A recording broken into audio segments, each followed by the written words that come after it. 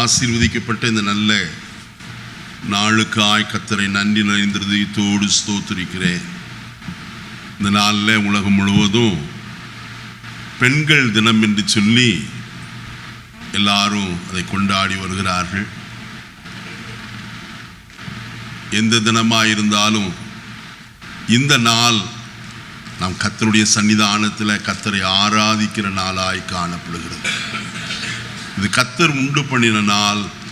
இதில் களி கூர்ந்து மகிழ கடவோம் என்று கர்த்தருடைய வசனத்தில் வாசிக்கிறோம்.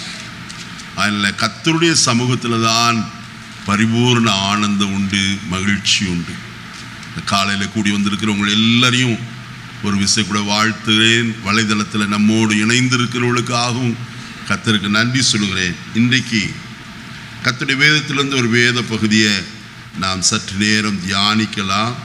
அதற்கு ஆதாரமாய் பரிசுத்த லூக்கா எழுதின சுவிசேஷம் 1ஆம் அதிகாரம் 49வது வசனத்தை நான் வாசிக்க கேட்போம்.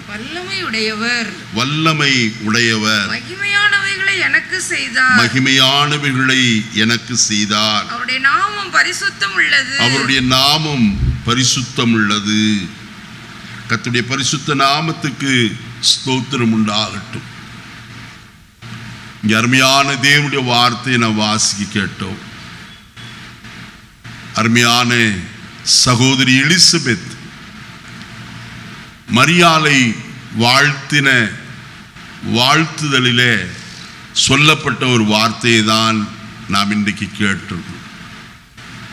நம்முடைய தலைகளை தாழ்த்தி கர்த்தரை நோக்கி பார்ப்போமா? கர்த்தர் இந்த வசனத்தின் மூலமாய் நம்மோடு பேசட்டும். மகிமையுள்ள கர்த்தரே,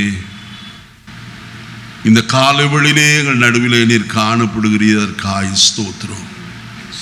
இதுவரைக்கும் உடைய பிரசன்னம் எங்கள் மத்தியிலே நிறைவாய் காணப்பட்ட தயவுக்காக நாங்கள் உமக்கு நன்றி சொல்லுகிறோம்.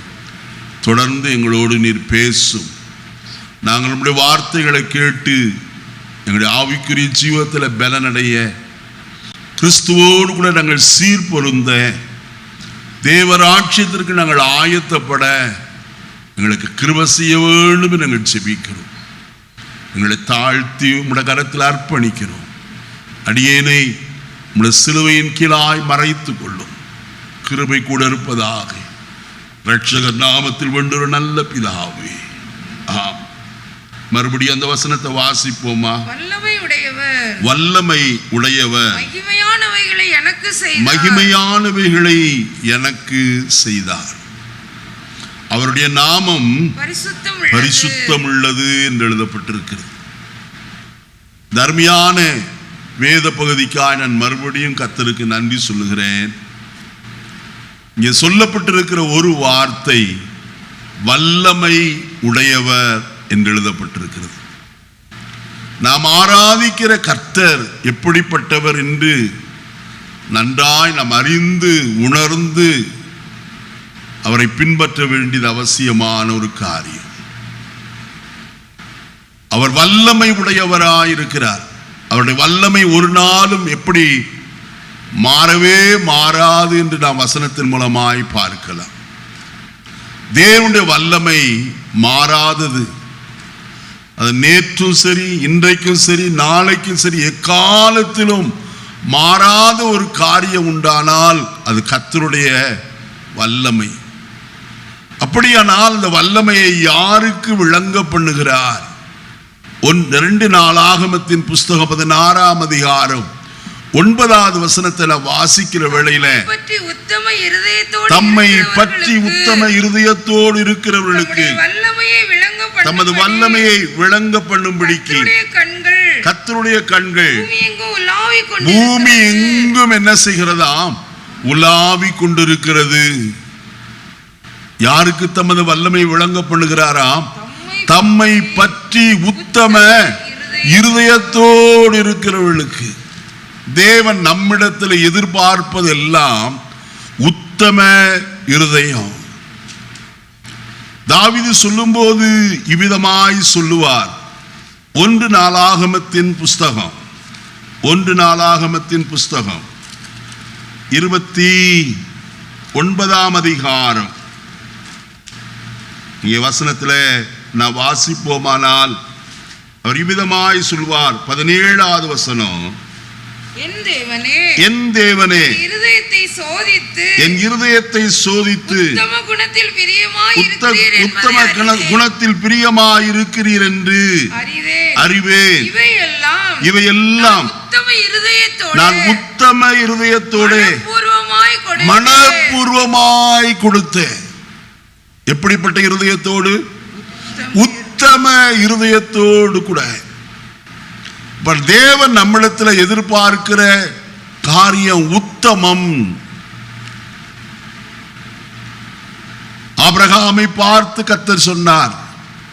ஆதியாகமத்தின் புஸ்தகம் 17ஆம் அதிகாரம் 1வது வசனத்தில் வாசிக்கும் போது, ஆபிரகாம் 99 வயதான போது கர்த்தர் ஆபிராமுக்கு தரிசனமாகி, நான் சர்வ வல்லமையுள்ள தேவனாகிய கர்த்தர், நீ எனக்கு முன்பாக நடந்து கொண்டு உத்தமனாயிரு.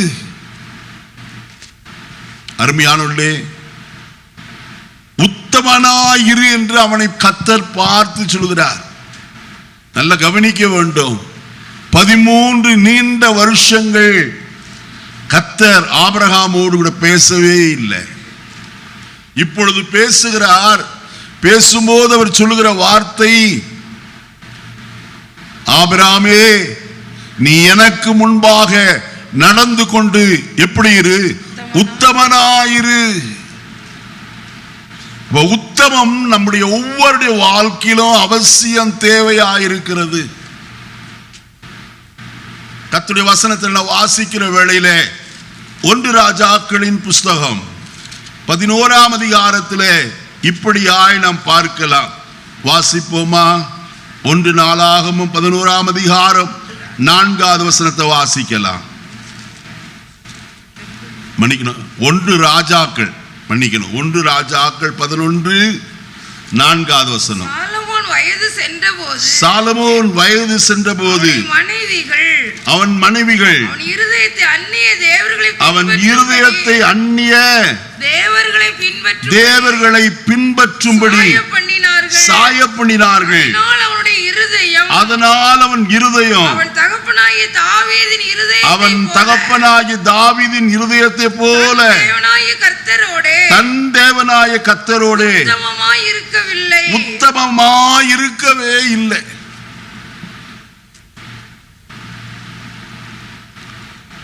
வசனம் என்ன சொல்லுது? யார் அவன் இருதயத்தை சாய பண்ணினார்கள்? இந்த மனைவி எல்லாம் கர்த்தருடைய பிள்ளைகளா, இஸ்ரவேலரா? அல்ல, எல்லாரும் அந்நிய ஜாதியார். அவர்கள் எல்லாரையும் அவன் சேர்த்து கொண்டான், வாங்கல் செய்தான். கடைசியில அவனுக்கு வந்தது நஷ்டமான ஒரு வாழ்க்கை. அதில் சொல்லப்பட்டிருக்கிறது, அவன் இருதயம் அவன் தகப்பனாகிய தாவீதின் இருதயத்தை போல தன் தேவனாய கர்த்தரோடே உத்தமமாய் இருக்கவே இல்லை. கர்த்தர் எதிர்பார்த்த காரியம் என்ன? அதே 1 ராஜாக்கள் 8ஆம் அதிகாரம் 61வது வசனத்தில் வாசிப்போமா? ஆதலால் இந்நாளில் இருக்கிறது போல நீங்கள் அவர் கட்டளைகளில் நடந்து அவர் கற்பனைகளை கைக்கொள்ள உங்கள் இருதயம் நம்முடைய தேவனாய கர்த்தரோடு உத்தமமாய். ஆலோசனை சொல்றதுக்கெல்லாம் கெட்டிக்காரங்க தாங்க. அடுத்தவங்கிட்ட ஆலோசனை சொல்றதுக்கு விசுவாசத்துல தைரியமா இருக்கணும். அப்படியாக்கும் இப்படியாக்கும். இங்க யார் சொன்னது? இங்க வசனத்துல சாலமோன் சொல்லுகிறான் இஸ்ரவேல் ஜனத்தை பார்த்து, ஆதலால் இந்நாளில் இருக்கிறது போல நீங்கள் அவர் கட்டளைகளில் நடந்து அவர் கற்பனைகளை கைக்கொள்ள உங்கள் இருதயம் நம்முடைய தேவனாய கர்த்தரோட உத்தமமாய் இருக்க கடவது. ஆலோசனை எல்லாம் கெட்டிதான்.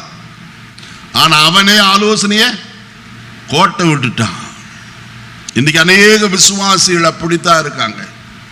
மற்றவர்களுக்கு நல்ல ஆலோசனை, ஜெபம் பண்ணும் சிஸ்டர், ஜெபம் பண்ணும் பிரதர், நம்ம ஜெபத்துல ரொம்ப குறைவா இருக்கணும், அப்படி இப்படின்னு எல்லா ஆலோசனை தான். ஆனால் நம்முடைய ஜீவிதத்திற்கு வரும்போது நாம் எப்படிப்பட்டவர்களா இருக்கிறோம்?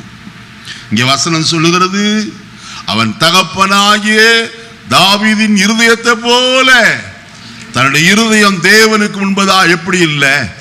உத்தமமா இல்லை. நல்ல கவனிக்கணும். உத்தமமாய் நடந்தால்தான் நமக்கு ஆசீர்வாதம் உண்டு. 84ஆம் சங்கீதம் கடைசி வசனத்தை வாசிப்போம். 84ஆம் சங்கீதம் கடைசி வசனம். சேனைகளின் கர்த்தாவே, உம்மை நம்பி இருக்கிற மனுஷன் பாக்கியவான். வாசியம் 11ஆவது வசனம். தேவனாய கர்த்தர் சூரியனும் கேடகமானவர், கர்த்தர் கிருபையும் மகிமையும் அருளுவார். உத்தமமாய் நடக்கிறவர்களுக்கு கர்த்தர் உங்களுக்கு நன்மையை தர வேண்டுமானால், என்ன நன்மை?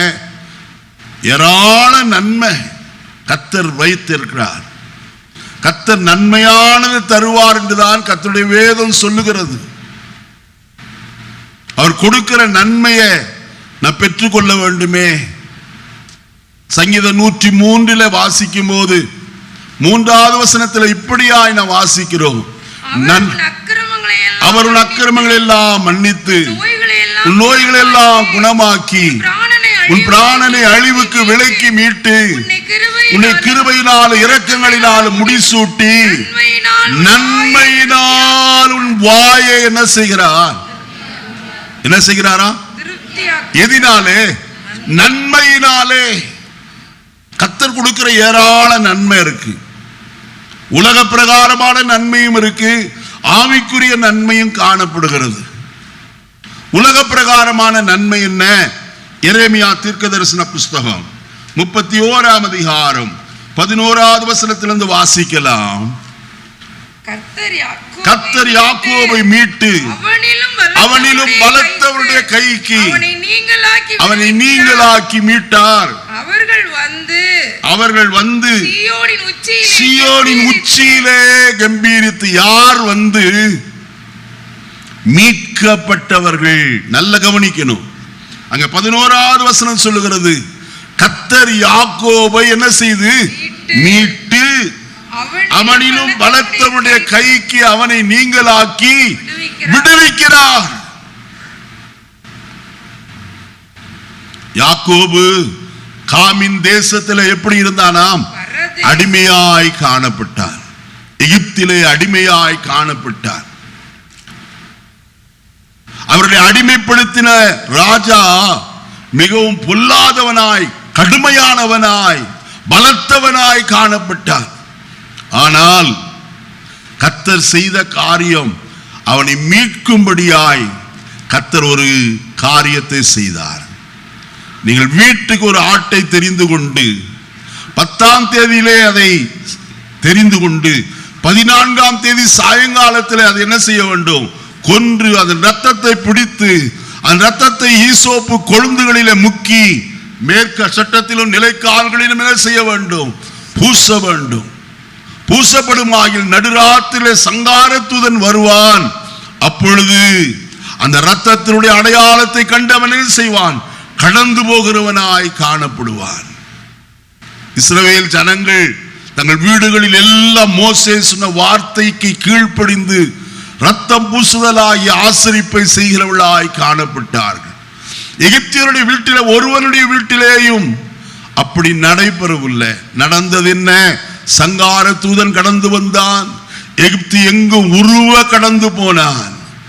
ராஜாவாகிய பார்வோனுடைய தலைப்பிள்ளையும் தலைச்சன் மிருகங்களும் எல்லாம் என்ன செய்யப்பட்டது? சங்கரிக்கப்பட்டது. எகிப்திலிருந்து எல்லாருடைய வீடுகளிலும் என்ன இருந்ததாம்? கூக்குரல் இல்லாத வீடு ஒன்றும் இல்லை. எல்லாருடைய வீட்டில் அழுகை. ஆனால் இஸ்ரவேல் ஜனமோ சந்தோஷத்தினால ஆரவாரித்து காணப்படுகிறார்கள்.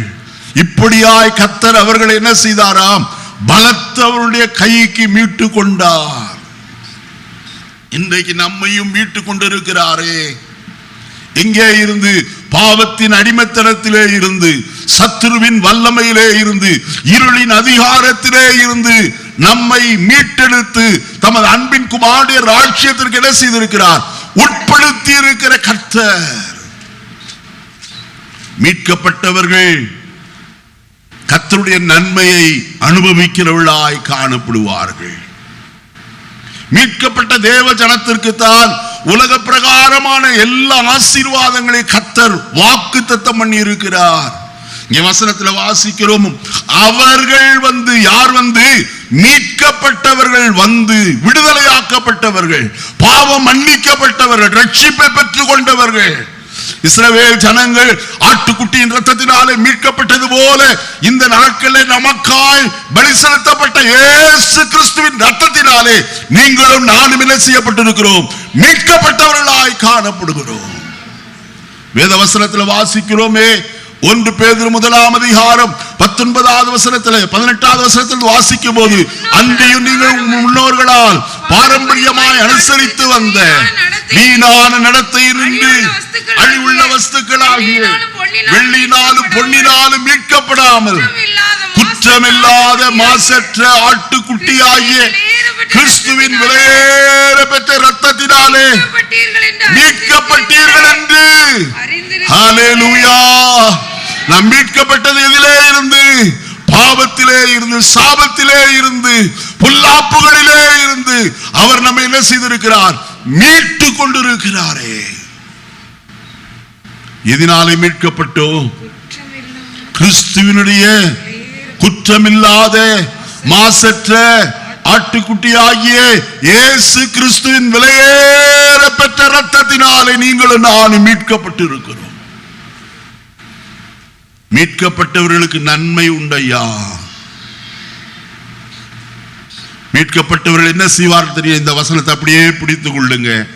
35 ஏசாயா தீர்க்கதரிசன புஸ்தகம் 10 வசனத்தை வாசிப்போம். 35:10 ஏசாயா. கர்த்தரால் மீட்கப்பட்டவர்கள் திரும்பி ஆனந்த களிப்புடன் பாடி. பாருங்க, கர்த்தருடைய வசனம் சொல்லுகிறது, கர்த்தரால் மீட்கப்பட்டவர்கள் என்ன செய்வார்களா? முதலாவது திரும்புவார்கள். உலகத்துக்கு நேராய், பாவத்துக்கு நேராய் ஓடிக்கொண்டிருக்கிற ஜனம் கிறிஸ்துவால் மீட்கப்பட்ட பிறகு அவர்கள் என்ன செய்வார்கள்?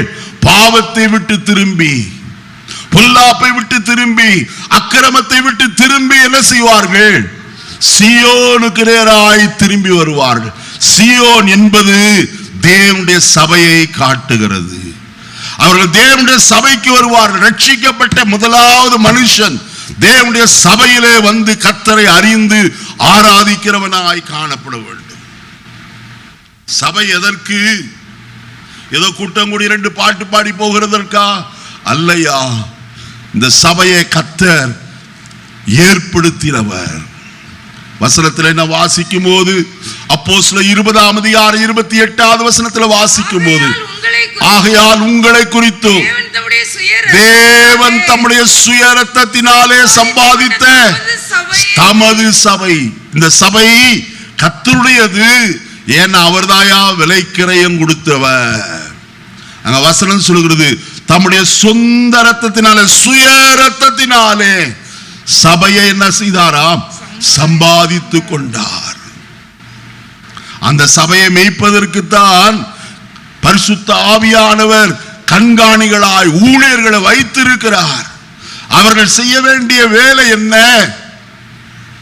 எரேமியா தீர்க்கதரிசன புஸ்தகம் 3 வசனத்திலிருந்து வாசிக்கிற வேளையிலே, சீர்கெட்ட பிள்ளைகளே திரும்புங்கள் என்று கர்த்தர் சொல்லுகிறார். நான் உங்கள் நாயகர், நான் உங்களை ஊரிலே ஒருவனும் வம்சத்தில் 2 பேருமாய் தெரிந்து கொண்டு உங்களை சீயோனுக்கு அழைத்து கொண்டு வந்து உங்களுக்கு என் இருதயத்திற்கு ஏற்ற மேய்ப்பர்களை கொடுப்பேன். அவர்கள் உங்களை அறிவோடும் புத்தியோடும். யாருடைய இருதயத்திற்கு ஏற்ற மேய்ப்பர்களை கொடுப்பாரா? இன்னைக்கு அநேகர் தங்களுடைய இருதயத்திற்கு ஏற்ற மேய்ப்பரை தேடி போகிறாங்க. அதனால்தான் அவருடைய ஜீவிதம் நஷ்டப்பட்ட அனுபவத்தில் காணப்படுகிறது. ஒரு நாள் கர்த்தரை பார்த்து ஜெபிக்க கூடாது. எந்த விதமாய்? ஆண்டவரே, என்னுடைய இருதயத்திற்கு ஏற்ற மேய்ப்பரை தாரும் என்று ஜெபிக்க வேண்டியது எப்படி? ஆண்டவரே, உம்முடைய இருதயத்திற்கு ஏற்ற மேய்ப்பனை எனக்கு என்ன செய்யும்? தாரும். ஏன்? அவர்கள்தான் உங்களை எப்படி மேய்ப்பார்கள்? அறிவோடும் புத்தியோடும் மேய்ப்பார்கள். இல்லாட்டி டேஞ்சர்ல தான் கொண்டு விடுவாங்க. மந்தையை சிதறடிக்கிற மேய்ப்பர், கடினமான மேய்ப்பர்கள். அருமையானவர்களே, அந்த மேய்ப்பருடைய குணாதிசயம் எப்படிப்பட்டதா இருக்க வேண்டும்? மல்கியா தீர்க்கதரிசன புஸ்தகம் 2ஆம் அதிகாரம் 4வது வசனத்திலிருந்து வாசிக்கும் போது, சத்திய வேதம் அவன் வாயில் இருந்தது. வேதத்தை நல்ல வசதி, கர்த்தருடைய வேதம் அவன் வாயிலே இருந்தது. அவன் உதடுகளில் அநியாயம் காணப்படவில்லை. என்னோடு சமாதானமும் யதார்த்தமாய் சஞ்சரித்து அநேகரை அக்கிரமத்தினின்று திருப்புவான். நீங்க 5வது வசனத்திலிருந்தே வாசிங்கம்மா. அவனோடே பண்ணின என் உடன்படிக்கை ஜீவனும் சமாதானமாக இருந்தது. அவன் எனக்கு பயப்படும் பயத்தோடு இருக்க வேண்டும் என்று இவைகளை அவனுக்கு என்ன செய்தேன்? யாருக்கு கர்த்தர் சொன்னார்? முதல்ல அவருக்கு பயப்படும் பயத்தோடு இருக்க வேண்டும் என்று யாருக்கு சொன்னார்? வசனத்துல இருக்கு. லேவியனோடு சொன்னார். யாரோடு? லேவியரோடு கர்த்தர் பண்ணின உடன்படிக்கையில கர்த்தர் அவனுக்கு சொன்ன ஒரு முக்கிய ஆலோசனை அங்க சொல்லப்பட்டிருக்கிறது. அவனோட பண்ணின என் உடன்படிக்கை ஜீவனும் சமாதானமுமாய் இருந்தது. அவனுக்கு எனக்கு பயப்படும் பயத்தோட இருக்க வேண்டும் என்று அவைகளை அவனுக்கு என்ன செய்தேன்? கட்டளையிட்ட. முதலாவது ஊழியக்காரனுக்கு கர்த்தர் சொல்கிறார், நீ எனக்கு பயப்படுகிற பயத்தோடு இரு.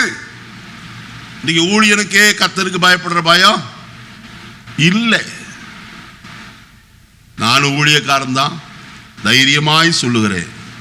இன்னைக்கு அநேக ஊழியக்காரருடைய ஜீவிதத்துல கர்த்தருக்கு பயப்படுகிற பயம் இல்லை. அது குறைந்து போய்விட்டது. கர்த்தர் அவனுடைய வாயிலே தான் கர்த்தர் சொல்லும் போது சொல்கிறார், அப்படி பயந்து இருக்க வேண்டும் என்று சொன்ன போது அவன் என்ன செய்தானாம்? அப்படியே அவன் நீ நாமத்துக்கு பயந்தும் இருந்தான்.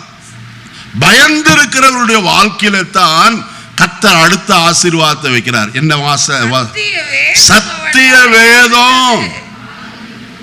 நல்ல கவனிங்க. எந்த ஊழியக்காரன் கர்த்தருக்கு முன்பாக பயத்தோடு கூட காணப்படுகிறானோ அவன் வாயில என்ன இருக்கும்? சத்திய வேதம் இருக்கும். சபிக்கிற வார்த்தை வராதையா. நீ என் சபைக்கு வரலன்னா நாசமா போயிருவேன், ஆக்சிடென்ட்ல செத்து போவேன், இப்படி சொல்ற ஊழியக்காரனே அல்ல. நல்லா தெரிஞ்சு வச்சுங்க. கர்த்தர் ஊழியக்காரனுக்கு கொடுத்த நல்ல ஆலோசனை இது. அப்படியே வச்சுங்க. இந்த 2 பகுதியும் இன்னொரு வசனத்தை வாசிப்பேன். என்னாகமத்தின் புஸ்தகம் கடைசி 6ஆம் அதிகாரம். என்னாகமத்தின் புஸ்தகம் 6ஆம் அதிகாரம் வாசிப்போமா? கர்த்தருடைய வாசனத்தை 6:22வது வசனத்திலிருந்து வாசிங்க. பின்னும் கர்த்தர் மோசேயை நோக்கி ஆரோனோடும் அவன் குமாரரோடும் சொல்ல வேண்டியது என்னவென்றால், நீங்கள் இஸ்ரவேல் புத்திரரை ஆசீர்வதிக்கும் போது அவர்களை பார்த்து சொல்ல வேண்டியதாவது, கர்த்தர் உன்னை ஆசீர்வதித்து. யாருக்கு யார் சொன்னது? கர்த்தர் ஆசாரியனாகிய ஆரோனை பார்த்து சொல்கிறார். நீ ஜனங்களை பார்த்து சொல்ல வேண்டிய வார்த்தை என்ன தெரியுமா? கர்த்தர் உன்னை ஆசீர்வதித்து உன்னை என்ன செய்ய கடவர்? காக்க கடவர். நீ ஆக்சிடென்ட்ல செத்து போன்னு சொல்றவர் அல்ல. நல்ல கவனிக்கணும். இன்னைக்கு ஊழியக்காரன் இப்படிப்பட்டதான அனுபவத்தில் காணப்படுகிறார்கள். துணிகரமான ஊழியக்காரர். வேதனையோடு சொல்லுகிறேன். இங்க வசனம் சொல்லுகிறது, கர்த்தர் உன்னை ஆசீர்வதித்து உன்னை காக்க கடவர். கர்த்தர் தம்முடைய கர்த்தர் உன்னை கர்த்தர் தம்முடைய முகத்தை உன்மேல் பிரகாசிக்க பண்ணி உன்மேல் கிருபையா இருக்க கடவர். கர்த்தர் தம்முடைய முகத்தை உன்மேல் பிரசன்னமாக்கி உனக்கு சமாதானம் கட்டளையிட கடவர் என்பதே இவ்விதமாய் அவர்கள் என் நாமத்தை இஸ்ரவேல் புத்திரர் மேல் கூற கடவர்கள். அப்பொழுது நான் அவர்களை என்ன செய்வேன்? என்று சொல் என்றார். சபிக்க சொன்னாரா ஊழியக்காரங்கிட்ட? வசனத்தை வாசிக்கலாம். 1 பேதுரு 3ஆம் அதிகாரம், 1 பேதுரு 3ஆம் அதிகாரம் வாசிப்போமா தேவனுடைய வார்த்தையை? 9வது வசனத்தை வாசி. தீமைக்கு தீமையையும் உதாசனத்துக்கு உதாசனத்தையும் சரி கட்டாமல் அதற்கு பதிலாக நீங்கள் ஆசீர்வாதத்தை சுதந்தரித்துக் கொள்ளும்படி அழைக்கப்பட்டவர்கள் என்று ஆசீர்வதியுங்கள். இப்ப நம்ம சபிக்கலாமா? கர்த்தரை துதிக்கிற வாயிலிருந்து துதித்தலும் சபித்தலும் ஒரே வாயிலிருந்து வரக்கூடாது ஐயா. யாக்கோபின் நிருபத்தை வாசிப்போம். உங்களுக்கு எல்லாம் வசனத்தை கொண்டே இந்த காலையில நாம் பார்ப்போம். ஏதோ பாஸ்டர் வாயில உளறிட்டு போறான்னு வச்சிருக்க கூடாது. வாசிப்போமா கர்த்தருடைய வசனத்தை? யாக்கோபின் நிருபம் 3ஆம் அதிகாரம் 10வது வசனம். துதித்தலும் சபித்தலும் ஒரே வாயிலிருந்து புறப்படுகிறது. என் சகோதரரே இருக்கலாகாது. செய்யலாமா? ஏய், நான் ஆராதிக்கிற கர்த்தர் யார் தெரியுமா? உன்னை அடிச்சு போடுவார். முதல்ல அது பின்னாடி நமக்கு தான் வரும். கர்த்தர் கிருபையாயிருக்கிறார். அதனால் துணிகரமா எதையும் ஒன்றே நாம் பேசவோ செய்யவோ கூடாது. ஊழியக்காரன் செய்ய வேண்டிய வார்த்தை கர்த்தரை துதிப்பது ஆராதிப்பது மட்டும், ஜனங்களை ஆசீர்வதிப்பது தான் கர்த்தருடைய ஊழியக்காரனுடைய வேலையா இருக்கிறது. இப்ப வருவோம். அவர்கள் வந்து சீயோனின் உச்சியில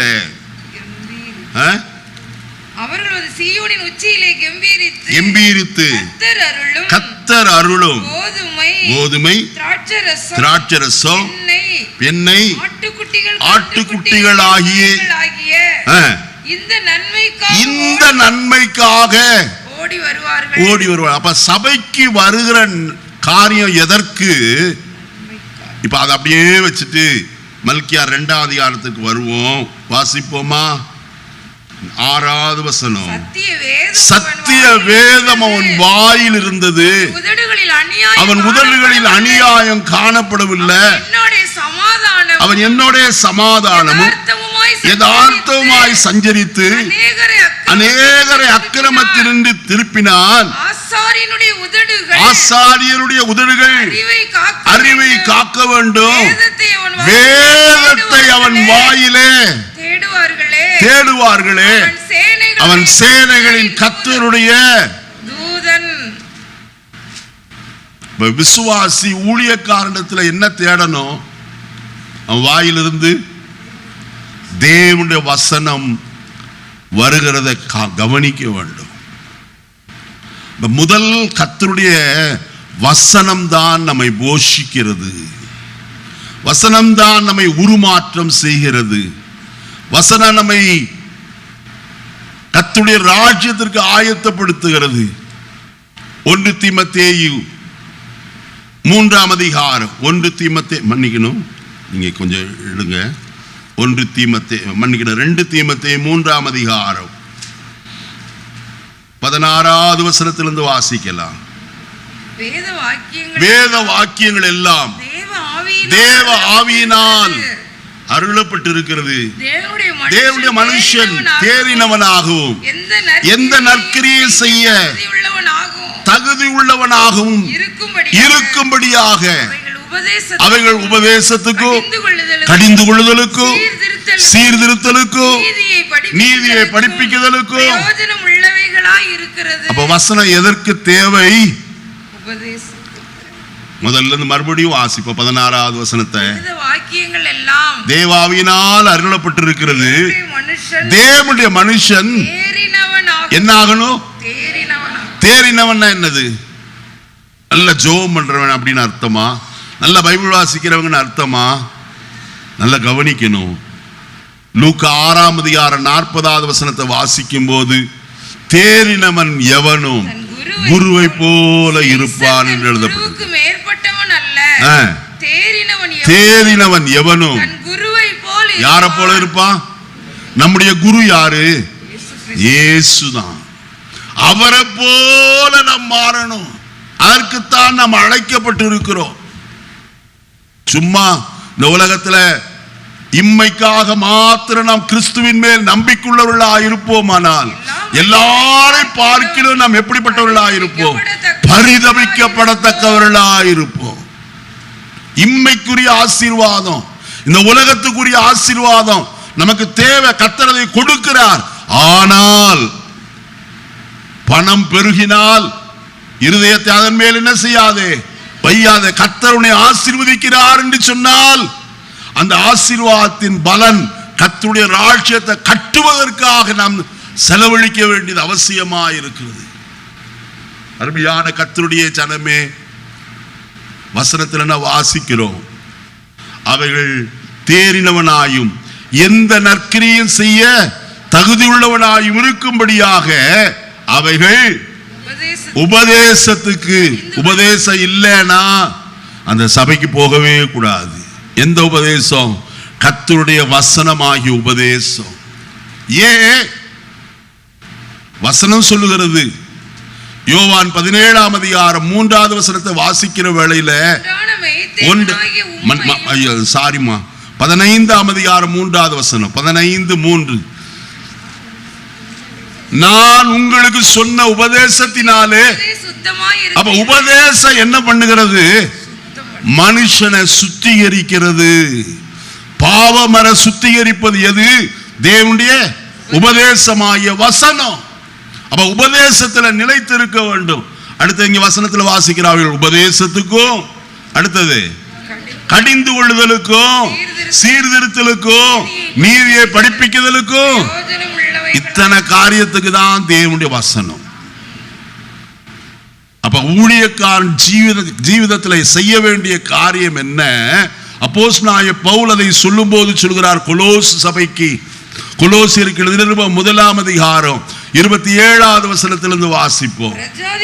புறஜாதிகளுக்குள்ளே விளங்கிய இந்த ரகசியத்துள்ள மகிமையின் ஐஸ்வர்யம் இன்னதென்று தேவன் தம்முடைய பரிசுத்தவான்களுக்கு தெரியப்படுத்த சித்தமானார். கிறிஸ்துவானவர் மகிமையின் நம்பிக்கையாக உங்களுக்குள் இருப்பதே. அந்த வசனத்துல பாருங்க, புறஜாதிகளுக்குள்ளே விளங்கிய இந்த ரகசியத்துள்ள மகிமையின் ஐஸ்வர்யம் இன்னதென்று தேவன் யாருக்கு தெரியப்படுத்த சித்தமானார்? யார் பரிசுத்தவான்கள்? ஒருத்தருக்கு விளங்கல. யார் பரிசுத்தவான்கள்? நாம் 1 கொரிந்தியர் 1ஆம் அதிகாரத்தில் வாசித்தோமே, 6ஆம் வசனத்திலிருந்து உங்களில் சிலர் இப்படிப்பட்டவர்களாய் இருந்தீர்கள், ஆயினும் நம்முடைய கர்த்தராகிய இயேசு கிறிஸ்துவின் நாமத்தினாலும் அவருடைய ஆவியினாலும் நீங்கள் என்ன செய்யப்பட்டீர்கள்? நமது தேவனுடைய ஆவியினாலும் கழுவப்பட்டீர்கள், பரிசுத்தமாக்கப்பட்டீர்கள். பரிசுத்தவான் ஆனமா? கொரிந்தியருக்கு என்ன, யாருக்கு கொரிந்தியர்ல யாருக்கு நிருபத்தை எழுதினார்? பரிசுத்தவான்களுக்கு. பரிசுத்தவான்கள் ஆகும்படி அழைக்கப்பட்டிருக்கிறவர்களுக்கு. அந்த வசனத்தை வாசிப்போமே, என்ன மறந்து போயிருவீங்க போல இருக்கு. வசனத்தை திருப்பி பாருங்கம்மா.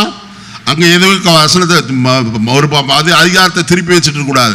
நான் சொல்ற வசனத்தை சரியா பார்க்கணும்.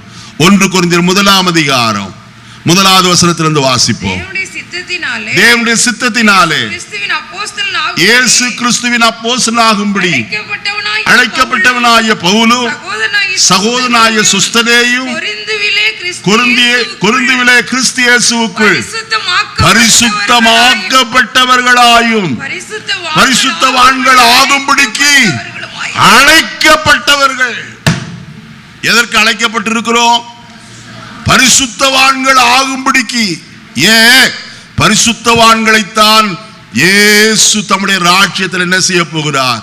சேர்க்கும்படிக்கு வரப்போகிறார். அப்ப நம்முடைய ஜீவிதத்தில் தேவனுடைய வசனம் நம்ம யாராய் மாற்றுகிறது? பரிசுத்தவானாய் மாற்றுகிறது. ஆயினத்தன் வசனத்தில் வாசிக்கிறோம், புறஜாதிகளுக்குள்ளே விளங்கிய இந்த ரகசியத்துள்ள மகிமையின் ஐஸ்வர்யம் இன்னதென்று தேவன் தம்முடைய பரிசுத்தவான்களுக்கு தெரியப்படுத்த சித்தமானார். கிறிஸ்துவானவர் மகிமையின் நம்பிக்கையாய் உங்களுக்குள்ளே இருப்பதே. ஹல்லேலூயா, ஹல்லேலூயா. கிறிஸ்துவானவர் எங்கே இருக்கிறார்? படத்தில் அல்ல, சிலையில் அல்ல. யாருக்குள்ளே இருக்கிறார்? எனக்குள்ளே இருக்கிறார் என்று சொல்லுகிறவர் கரங்களை வைத்து அல்லேலூயா சொல்லுவோமா? கிறிஸ்துவானவர் எனக்குள்ளே வாசமாயிருக்கிறார்.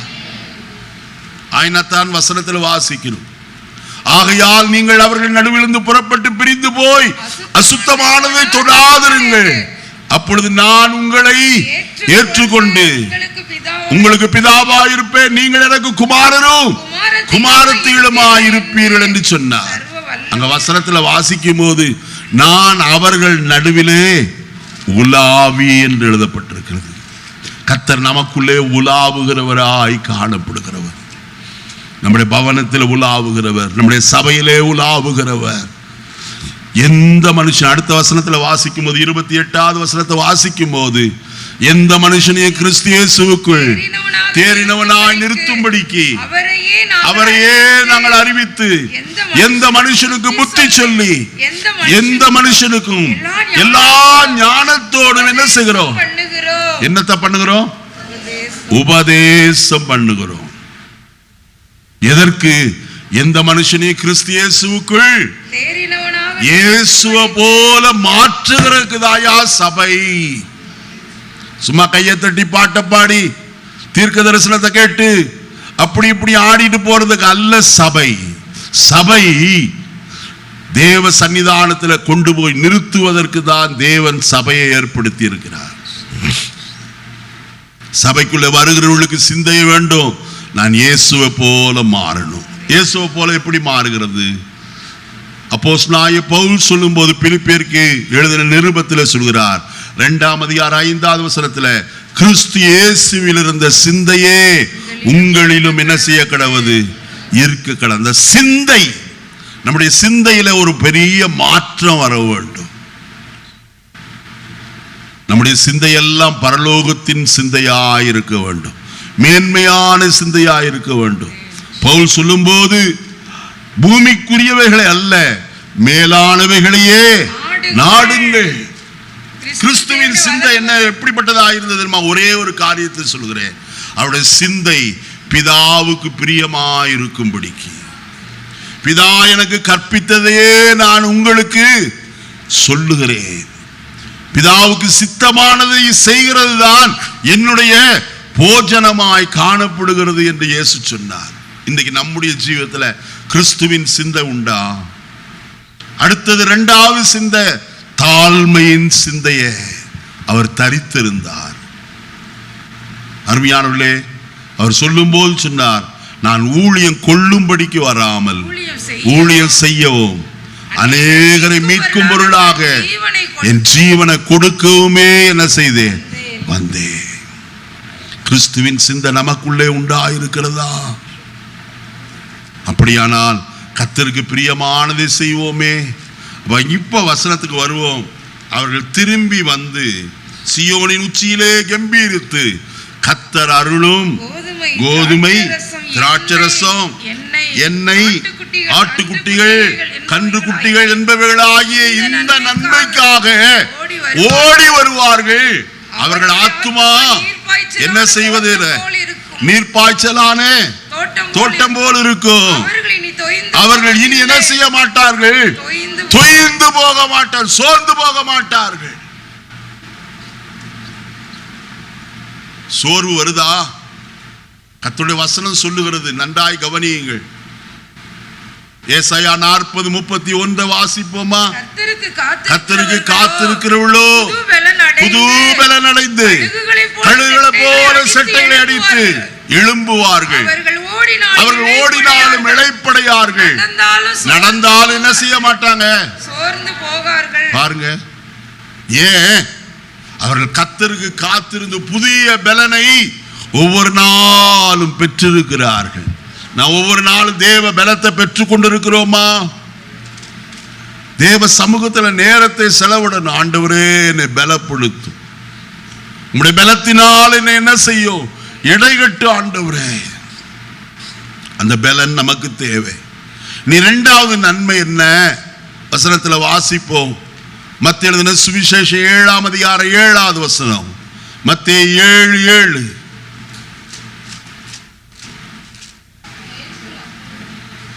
சத்தமா கேளுங்கள், அப்பொழுது உங்களுக்கு கொடுக்கப்படும். தேடுங்கள், அப்பொழுது கண்டடைவீர்கள். தட்டுங்கள், அப்பொழுது உங்களுக்கு திறக்கப்படும். வாசிங்க, நீங்க வாசிக்குமா? மைக்கு உங்க முன்னால்தான் இருக்குது. ஏனென்றால் கேட்கிற எவனும் பெற்றுக்கொள்கிறான், தேடுகிறவன் கண்டடைகிறான், தட்டுகிறவனுக்கு திறக்கப்படும். உங்களில் எந்த மனுஷனானாலும் தன்னிடத்தில் அப்பத்தை கேட்கிற தன் மகனுக்கு கல்லை கொடுப்பானா? மீனை கேட்டால் அவனுக்கு பாம்பை கொடுப்பானா? ஆகையால் பொல்லாதவர்களாகிய நீங்கள் உங்கள் பிள்ளைகளுக்கு நல்ல ஈவுகளை கொடுக்கும் போது பரலோகத்தில் இருக்கிற உங்கள் பிதாவானவர் தம்மிடத்திலே வேண்டிக் கொள்கிறவர்களுக்கு நன்மையானவைகளை கொடுப்பது அதிக நிச்சயம் அல்லவா? பொல்லாத நாமே நம்முடைய பிள்ளைகளுக்கு நல்ல ஈவுகளை கொடுக்க அறிந்திருக்கிறோமே. அப்படியானால் கர்த்தருடைய வசனம் சொல்லுகிறது, பரலோகத்தில் இருக்கிற உங்கள் பிதா தம்மிடத்தில் என்ன செய்கிறவர்களுக்கு, வேண்டிக் கொள்கிறவர்களுக்கு என்னத்தை கொடுப்பது? நன்மையானவைகளை கொடுப்பது. என்ன நன்மையை கொடுப்பார்? வசனத்தை வாசிக்கலாம். லூக்கா 13ஆம் அதிகாரம் 13வது வசனத்தை வாசிப்போம். லூக்கா 11:13. பொல்லாதவர்களாகிய நீங்கள் உங்கள் பிள்ளைகளுக்கு நல்ல ஈவுகளை கொடுக்க அறிந்திருக்கும் போது பரமபிதாவானவர் தம்மிடத்தில் வேண்டிக் கொள்கிறவர்களுக்கு ஹல்லேலூயா ஆவிக்குரிய நன்மையை கர்த்தர் தருகிறார். என்ன நன்மை? பரிசுத்த ஆவியானவரை நமக்கு தருகிறார். இந்த நன்மை உலகத்தின் நன்மையை பார்க்கல எப்படிப்பட்டது? எப்படிப்பட்டது? மேன்மையானதுங்க. பரிசுத்த ஆவியானவர் உங்களிடத்தில் வரும்போது நீங்கள் என்ன செய்வீர்கள்? பலன் அடைவீர்கள், சாட்சிகளாய் மாறுவீர்கள். கர்த்தர் நம்மை பலப்படுத்துகிறார். நம்முடைய ஆவிக்குரிய ஜீவத்தில் நம்முடைய ஆத்துமாவிலே பலன் தருகிறார், தைரியப்படுத்துகிறார். பரிசுத்த ஆவியானவர் கொடுக்கப்படுகிறது எதற்கு? நம்மை பலப்படுத்தவும் சாட்சியா என்ன செய்யும்படிக்கு நிறுத்தும். கடந்த நாட்களில் ஒரு ஊழியக்காரனை பிடித்து அடித்து அந்த மனுஷனுடைய வாயில மாட்டு சாணியை வச்சு அமிழ்த்தி நாங்கள் சொல்லுகிற வார்த்தையை சொல்ல வேண்டும் என்று சொன்னார்கள். அவனோ அந்த ஊழியக்காரனை முற்றிலும் மறுதளித்தான். நான் அப்படி சொல்லவே மாட்டேன். இயேசுவை உயர்த்தின வாய் வேறொரு நாமத்தை என்ன செய்யாது, சொல்லவே சொல்லாது. நீ என்னை அடித்து கொன்றாலும் சரி. அருமையானவர்களே, நன்றாய் பாருங்கள். இந்த காலை வேளையில் நம்முடைய ஜீவத்தில் அந்த தைரியம் எப்படி வந்தது? வசனத்தில் நான் வாசிக்கும் போது அவர்கள் பேசுகிற தைரியத்தை அவர்கள் கண்டு அவர்கள் இயேசுவோடு இருந்தவர்கள் என்று இருக்காங்க. வசனம் அப்போஸ்தலர் நடபடிகளின் புஸ்தகம் 4ஆம் அதிகாரம் 13வது வசனத்தை வாசிப்போம். அப்போஸ்தலர் 4:13 வாசிங்க. பேதுருவும் யோவானும் பேசுகிற தைரியத்தை அவர்கள் கண்டு அவர்கள் படிப்பறியாதவர்கள் என்றும் பேதமை உள்ளவர்கள் என்றும் அறிந்தபடியினால் ஆச்சரியப்பட்டு அவர்கள் இயேசுவுடனே கூட இருந்தவர்கள் என்று அறிந்து கொண்டார்கள். நம்ம இயேசுவோடு இருக்கிறோமா? ஆமாங்க, எங்க புருஷன் கூட தான் நான் இருக்கிறேன், எங்க மாமனார் மாமியார் கூட தாங்க குடும்பம் நடத்திட்டு இருக்கேன். அதெல்லாம் நல்லதுதான்.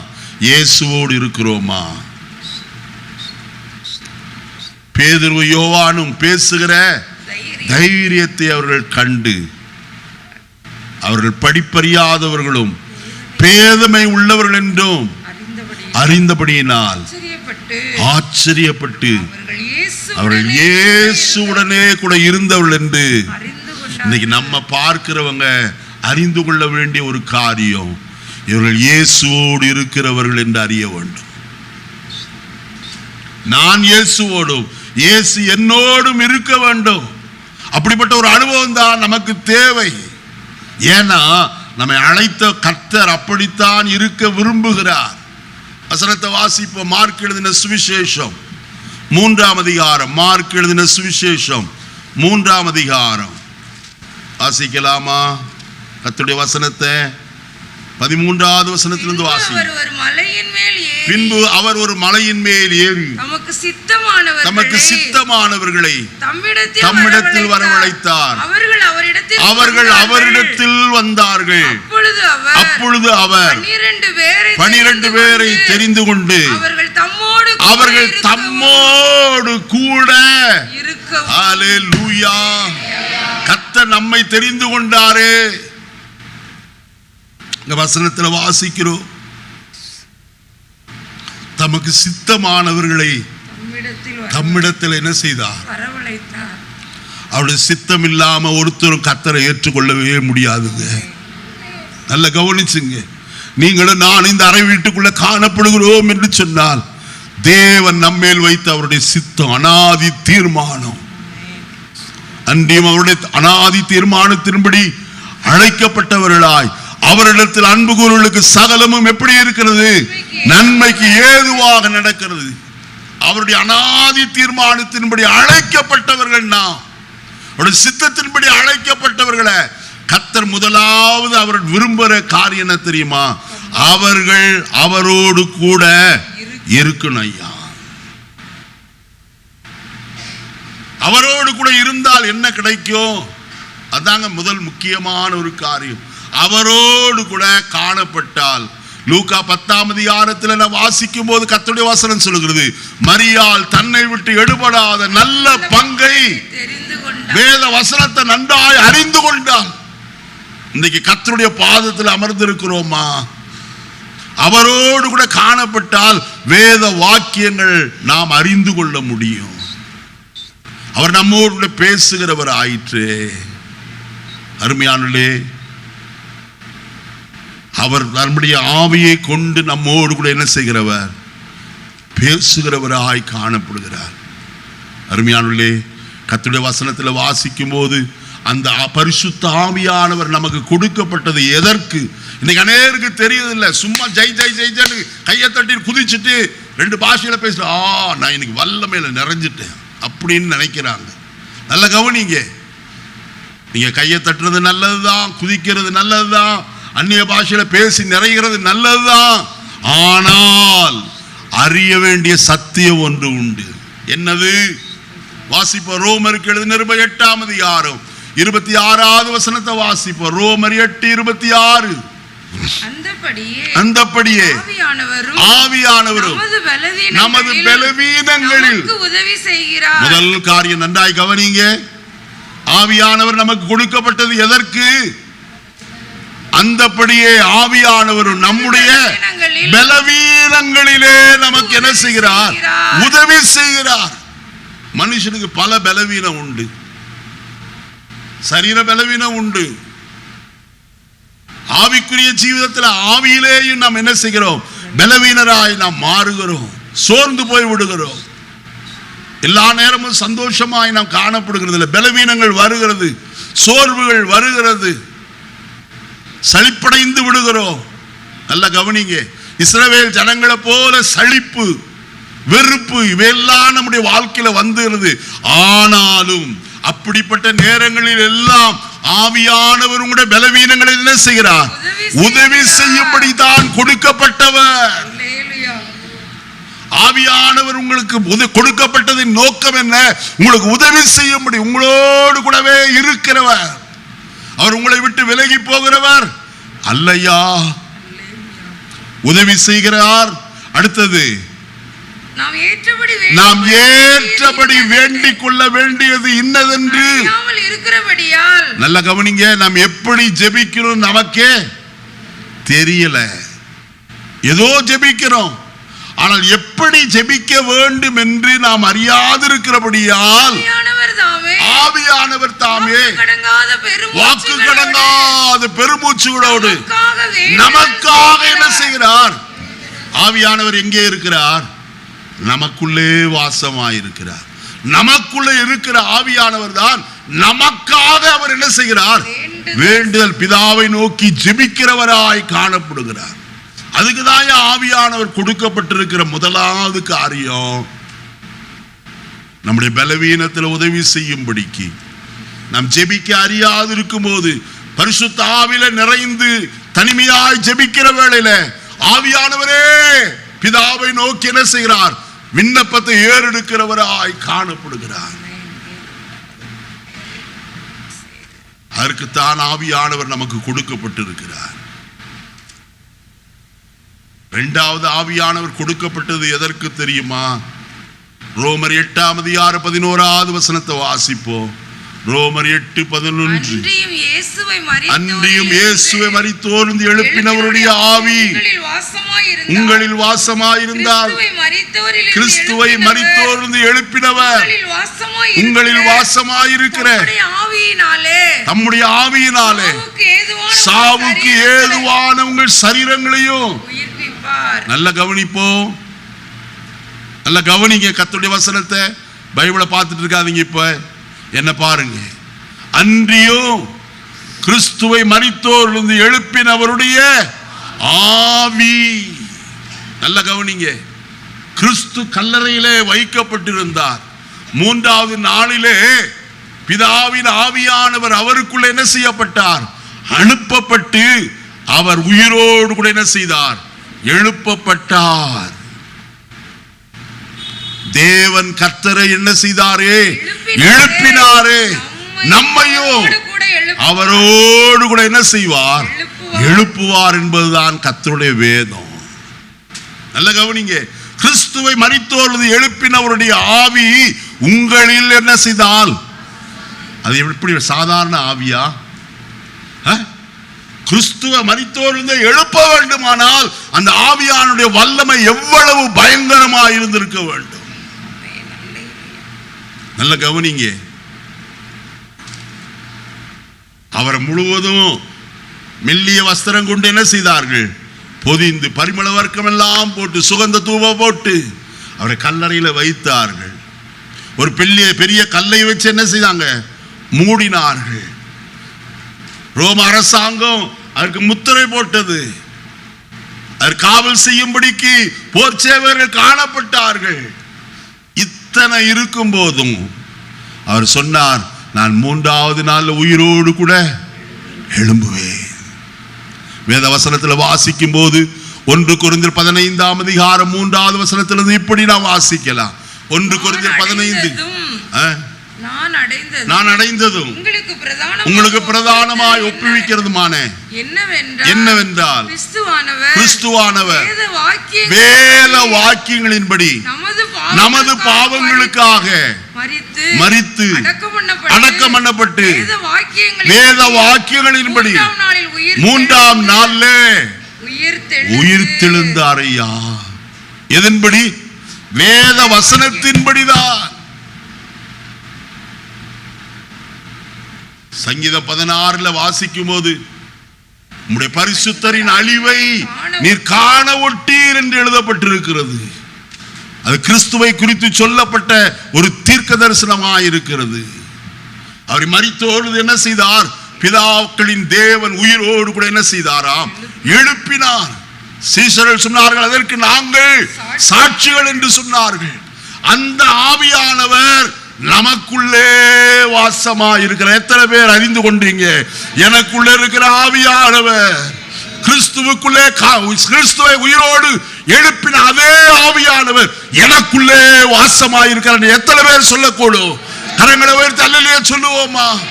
அந்த ஆவியானவர் எனக்குள்ளே வாசமா இருக்கிறபடினாலே இந்த சரீரம் எப்படிப்பட்ட சரீரமா? சாவுக்கு ஏதுவான இந்த சரீரம். இந்த சரீரம் ஒன்றுக்கு உதவாது, அற்பமான சரீரம், அழிவுக்கு ஏதுவான சரீரம், நாட்டம் பிடித்த சரீரம். ஆனால் இந்த அற்பமான சரீரத்தை தமது மகிமையான சரீரத்திற்கு ஒப்பாய் ஹல்லேலூயா அவர் மாற்ற வல்லவராய் காணப்படுகிறார். ஐயா, அதற்குத்தான் ஆவியானவர் நமக்கு கொடுக்கப்பட்டிருக்கிறார். இந்த அற்பமான சரீரத்தை அவருடைய மகிமையான சரீரம். யாருடைய மகிமையான சரீரம்? இயேசுவுடைய மகிமையான சரீரம்.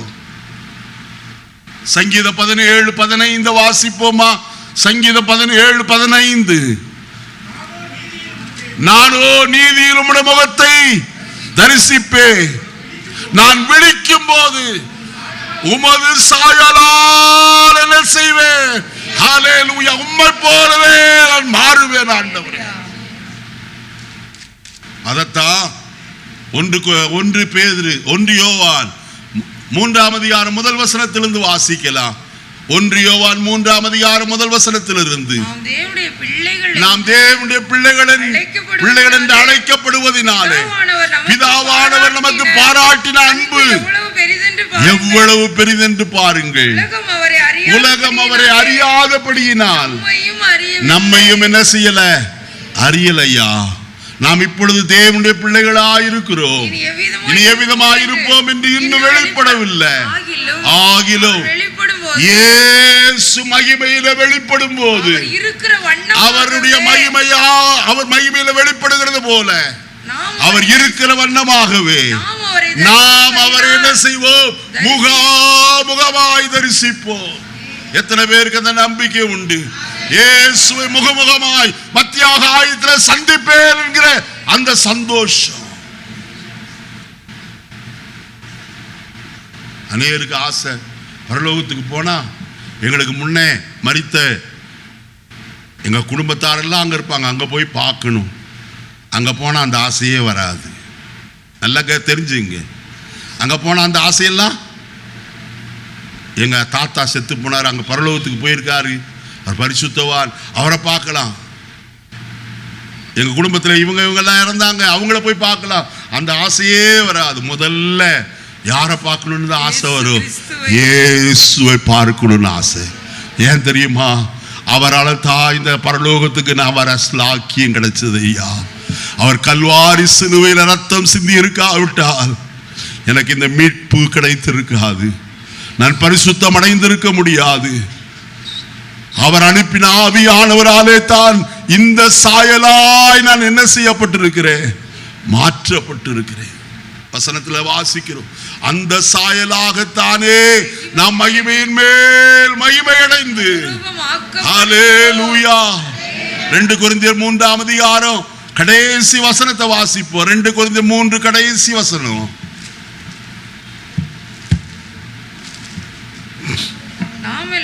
நாம் எல்லாரும் திறந்த முகமாய் கர்த்தருடைய மகிமையை கண்ணாடியிலே காண்கிறது போல கண்டு ஆவியாயிருக்கிற கர்த்தரால் அந்த சாயல், எந்த சாயல்? மகிமையின் சாயல். ஐயா, இந்த அழிவுக்கு ஏதுவான இந்த சரீரத்தோடு அல்ல, ஒரு புத்தன் மகிமையோடு கூட நாம் அவருடைய சமூகத்தில் நாம் காணப்பட போகிறோம். அதைத்தான் மத்திய எழுதின சுவிசேஷம் 17ஆம் அதிகாரத்தில் பேதுருவுக்கு, யோவானுக்கு, யாக்கோபுக்கு கர்த்தர் வெளிப்படுத்தினவர். அதே காரியத்தை இன்னும் அதிகமான மகிமையை கண்டவன் யார் தெரியுமா? அப்போஸ்தலனாகிய யோவான். யோவான் அங்கே வெளிப்படுத்தின விசேஷம் 1ஆம் அதிகாரத்தில் வாசிக்கும் போது, மனுஷகுமாரனுக்கு ஒப்பானவரை நான் என்ன செய்தேன்? கண்டேன். அவருடைய சாயல் எப்படிப்பட்டதா இருந்தது?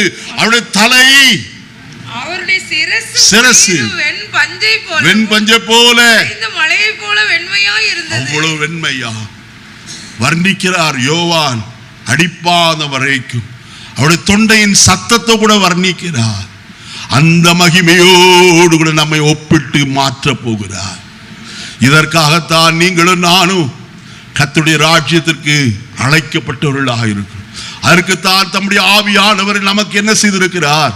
வசனத்தில் வாசிக்கும் போது வசனம் சொல்லுகிறது, யோவான் எழுதின சுவிசேஷம் 3ஆம் அதிகாரம் 34வது வசனத்தை வாசிப்போம். யோவான் 3:34. தேவனால் அனுப்பப்பட்டவர் தேவனுடைய வார்த்தைகளை பேசுகிறார். தேவன் அவருக்கு அளவில்லாமல் தமது ஆவியை அளவில்லாமல் கொடுத்திருக்கிறார். without any measure. இந்த உலகத்தில் எல்லாம் அளந்து தான் கொடுக்குறாங்க. தண்ணி பாட்டில் வாங்கினா 1 லிட்டர் வேணுமா, 2 லிட்டர் வேணுமா? கடல் எண்ணெய் வாங்க போனா 1/2 லிட்டர் வேணுமா, 1 லிட்டர் வேணுமா? எதுவுமே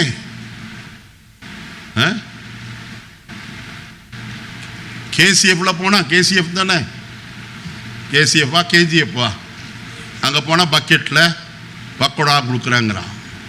எல்லாமே அளவு. உலகத்தில் எங்கே போனாலும் அளவு தான். டாக்டரும் வியாதியஸ்தனுக்கு சொல்கிறார், 100 மில்லி தான் தண்ணி குடிக்கணும், அதுக்கு மிஞ்சினா ஆபத்து. எல்லாம் அளவு இருக்கு. ஆனால் கர்த்தருடைய ஆவியானவருக்கு என்ன இல்லை? அளவில்லையா? நாம் அவருக்கு வேண்டிக் கொண்டால் அளவில்லாமல் தம்முடைய அபிஷேகத்தை நம்மேல் என்ன செய்ய வல்லவர். ஒரு அருமையான தேவ பக்தன் சொன்னார், போதும் ஆண்டவரே போதும், இந்த அபிஷேகத்தை என்னால் என்ன செய்ய முடியவில்லை, தாங்க முடியவில்லை என்று சொல்லிக் கொண்டார். அவ்வளவு வல்லமையான அபிஷேகம் ஊற்றப்பட்டது இந்த காலை வேளையில. இதற்கென்றுதான் நம்மை கர்த்தர் அழைத்திருக்கிறார். வல்லமை உடையவர், மகிமையானவைகளை நமக்கு எல்லாரும் எழுந்திருப்போம், கர்த்தரை நோக்கி பார்ப்போம். கர்த்தர் இந்த காலை வேளையில நமக்கு நல்லவராயிருக்கிறார். அவர் நம்மோடு கூட இருக்கிற இம்மானுவேலர். இன்றைக்கு கர்த்தர் உங்களோடு கூட பேசி இருக்கிறார். தேவஜனமே, தேவனுடைய வார்த்தையை கேட்டு இருக்கிறோம்.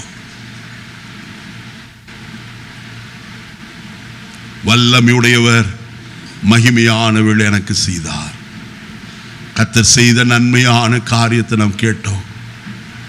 உத்தமனுக்கு கர்த்தர் அடைக்கலம், துணையாய் காணப்படுகிறவர். நம்முடைய ஜீவிதம் உத்தமமாய் காணப்படட்டும். உத்தமனை கர்த்தர் ஆசீர்வதிக்கிறார். அவனுக்கு கொடுக்கிற நன்மையான ஈவுகள் எல்லாம் நாம் கேட்டோம். பூமிக்குரிய ஆசீர்வாதத்தையும் ஆவிக்குரிய ஆசீர்வாதத்தையும் கர்த்தர் நமக்கு தருகிறார். பூமிக்குரிய ஆசீர்வாதத்தின் மேல் நம்முடைய சிந்தை வையாதபடி ஆவிக்குரிய ஆசீர்வாதத்தை அதன் மேல் சிந்தை வைத்து இயேசுவை போல மாறி அவருடைய ராஜ்யத்தில் பிரவேசி கர்த்தர் நமக்கு தயவு புரியட்டும். அதற்காக நம்மை அர்ப்பணிப்போமா? ஆண்டவரே, ஆவிக்குரிய ஆசீர்வாதத்தினால் என்னை நிரப்பும். நம்முடைய ராஜ்யத்தில் காணப்பட எங்களுக்கு உதவி செய்யும். ஒருவேளை நம்முடைய வருகையோ அல்லது எங்களுடைய மரணமோ எது நடந்தாலும் நம்முடைய ராஜ்யத்தில் நான் காணப்படணும். ஒரு நாள் கைவிடப்பட்ட கூட்டத்தில் போய்விடக்கூடாது. ஆண்டவரே, உம்மோடு இருக்க எனக்கு உதவி செய்யும். நீர் விரும்பினீர் உம்மோடு கூட இருக்க வேண்டும் என்று நாங்களும் அதை விரும்பி உம்மோடு கூட இருக்க எங்களுக்கு தயை பாராட்டும். ஜெபிப்போம், மனமை அர்ப்பணிப்போம். பரலோகத்தின் நல்ல பிதாவே, நல்ல வேளைக்காய் ஸ்தோத்திரம். இந்த காலையில் வேளையில் நம்முடைய சமூகத்தில் நாங்கள் கடந்து வந்து நம்முடைய நாமத்தை தொழுது கொள்ளும் ஸ்லாக்கியத்தை எங்களுக்கு தந்த தயவுக்காய் ஸ்தோத்திரம். எங்களோடு நீர் பேசி இருக்கிறீர். வசனங்கள் ஆவியாயும் ஜீவனாயும் எங்களுக்குள்ளே கடந்து வந்தது. இந்த வசனத்தை கேட்டு நம்முடைய பிள்ளைகளை நீர் ஆசீர்வதியும். நன்மை நாள் நிரப்பும் கிருபை கூட இருக்கட்டும். இயேசுவின் நாமத்தில் பிதாவே.